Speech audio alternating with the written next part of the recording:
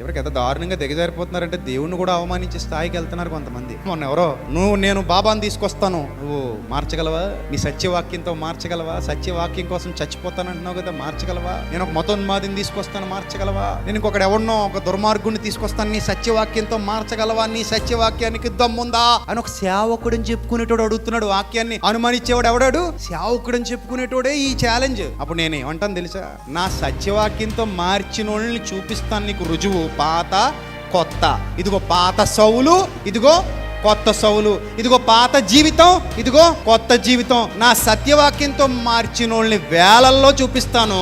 నీ వరంతో కొత్త అవయవాలు, పాత అవయవాలు, ఇదిగో పాత అవయవాలతో ఉన్న వీడియో, కొత్త అవయవాలతో ఉన్న వీడియో, దమ్ముంటే చూపించవయ్యా అని అడగలం మనం. అవునా కదా? నిజంగా అంత నేను సత్యవాక్యం నా దగ్గర ఉంది, రెడీ, ఎక్కడైనా సరే నిరూపించుకోవడానికి సిద్ధం. నీ దగ్గర వరం ఉందా, రెడీ అనా? అదనమాట కథ.